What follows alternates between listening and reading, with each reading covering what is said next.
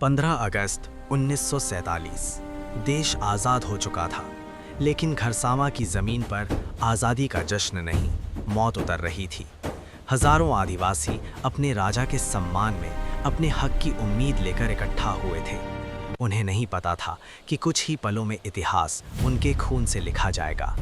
ये कोई बगावत नहीं थी, कोई हथियार नहीं थे, नारे थे, ढोल थे और भरोसा था कि आज़ादी अब सबकी होगी। लेकिन सत्ता के कानों में ये आवाज़ खतरा बन चुकी थी।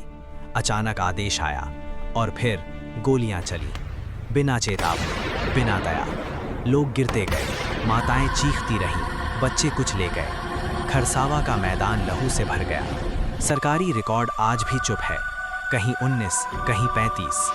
लेकिन ज़मीन जानती है कि सैकड़ों आदिवासी मारे गए। उनकी लाशें गिनी नहीं गईं क्योंकि वे सत्ता की गिनती में नागरिक नहीं थे। ये गोली अंग्रेज़ों ने नहीं चलाई, ये गोली आज़ाद भारत की सरकार ने चलाई। यही सच्चाई सबसे ज़्यादा डराती है। जिस आज़ादी का सपना दिखाया गया, उसी आज़ादी ने सबसे पहले आदिवासियों को कुचल दिया।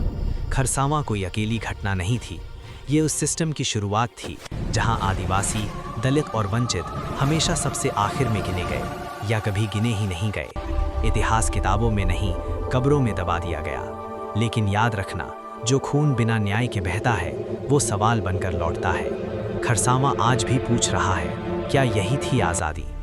मिलते हैं पार्ट 3 में। खरसावां में गोलियां चलने के बाद जो सन्नाटा छाया, वहीं से शुरू हुई आदिवासियों की सबसे लंबी और अनसुनी लड़ाई। जय भीम, नमो बुद्धाय।